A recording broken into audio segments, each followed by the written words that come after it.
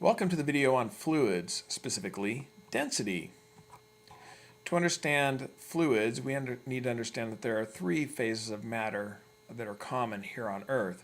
There are solids, liquids, and gases. Solids have fixed shape and size. In other words, the molecules stay in the same relative position to other molecules that they're in contact with.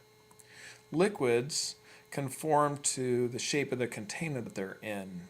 The molecules can move relative to one another, move about, but they will stay in contact with the other molecules around them.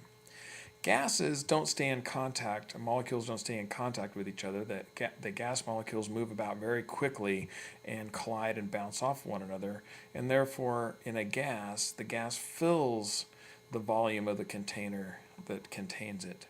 Hey, I've heard of these things before, like, that's solid, or, hey, that's a gas. I haven't heard of one for liquid, though. Both liquids and gases flow, and we can use similar principles and laws to describe their behavior. So we classify both liquids and gases into a category called fluids. To understand the properties and behaviors of fluids, it helps to see mass from a different perspective than we've been used to.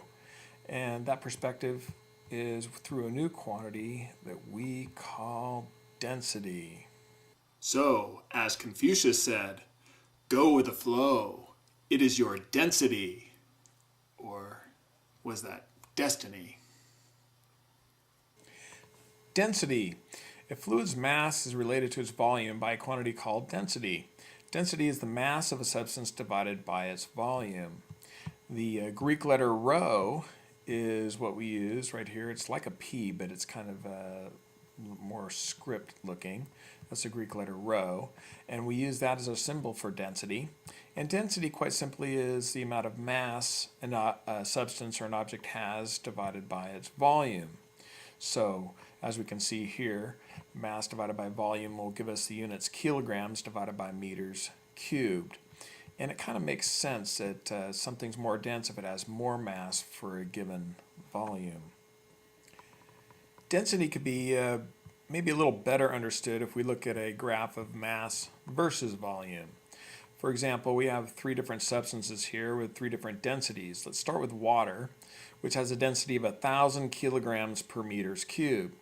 So that means that if I had a cubic meter, which is quite large, a cubic meter of water, the water would weigh or would have a mass of 1,000 kilograms. So, in other words, as the volume of the amount of water that I have, the volume of water I have increases, the amount of mass is going to increase for that given volume of water. It's a pretty simple idea, really. Now let's move to glass, which is 2.3 times, has 2.3 times the density that water does. So obviously glass is going to sink when we put it in water. So now if we have that density, for a given volume, there's a much greater amount of mass for a given volume of glass than there is for a given volume of water. And likewise for steel, if we have steel which is 7.8 times more dense than water, it is going to have 7.8 times more mass than a given amount of water would have. So again, density is the amount of mass per volume, and mass is really the density times the volume, and that's our linear equation that we had up here. In other words, y equals mx plus b. Of course, there is no y-intercept here. So anyway, mass is equal to the density times the volume of the particular substance. Specific gravity is a ratio of a substance's density to the density of water, which is 1,000 kilograms per meter cubed. Specific gravity does not have a unit because it is a ratio and just shows the relative density to water. For example, lead, which has a density of 11,300 kilograms per meter cubed, is 11.3 times as dense as water. And of course you can have a specific gravity that's less than 1, meaning just simply that it is less dense than water, like alcohol is in this example. For example, wood would have a specific gravity that is less than 1 as well, and that's why it would float. So now it's your turn to go check some stuff out on the web. So go to YouTube. In just a second here, you'll pause this video. You'll open up a tab in your browser, go to YouTube, and search Apollo 13, It's Been a Privilege. And if you do that, you'll find a great video that'll show the relative density of the atmosphere as the Apollo 13 capsule was coming back in from space. You'll see that as a capsule goes through the air, the air becomes more and more dense as the capsule approaches Earth. And it's a really cool video. Actually, it's really, really hot. So pause your video now and go check it out. It's definitely worth your while. So hopefully after watching that Apollo 13 video, you're fired up to do some calculations. So here are a couple of calculations for you to do and to challenge yourself with. So in a second here, pause the video, read through the questions carefully, and you can solve for the density of a particular, of some gasoline. And then you can also solve for the mass of water. So good luck on these. We'll be back to go over the answers once you've challenged yourself. Good luck.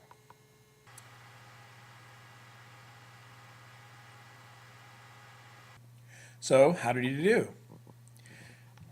Since we wanted to find the density of gas, we start off with our density equation. Rho is equal to mass divided by volume. And since we had a mass of 13.6 kilograms of gasoline, and the gasoline's volume was 0.02 meters cubed, when we do the division, we get 680 kilograms per meters cubed. Notice that gasoline is less dense than water. For our second calculation, we wanted to find the mass of a particular volume of water. And so mass, we found out, is equivalent to the density of a substance times its volume. So if we take the density of water, 1,000 kilograms per meters cubed, multiply it by 0.04 meters cubed, after the multiplication, we get 40 kilograms of water. E-I-E-I-O. Explore and investigate. So now it's your turn to go out on the web and do a little investigation yourself. So in a second here, you're going to pause the video. You're going to open up a new tab in your browser and search these two things. First, what is the most dense natural element? So if you type that in, most dense natural element, then hopefully you'll find out something new that you may not have known. And then, what is the least dense liquid? I don't know if you knew that either. So check those two things out. Do a little investigation on your own. See how powerful investigating on the web is. And I'll see you back here in the video in just a minute. Go phET-ch. University of Colorado has some great simulations. So the next thing I want you to do is to go back out onto the web again, open a new tab. This time you're going to search phET simulation density.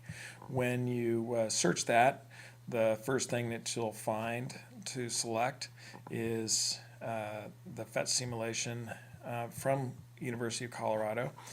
Open that up and run that simulation. Be patient. It takes a little while for the JavaScript to upload in order to run the simulation, but the simulation is definitely worth your while for really understanding this concept of density. And Scratch has a parting thought.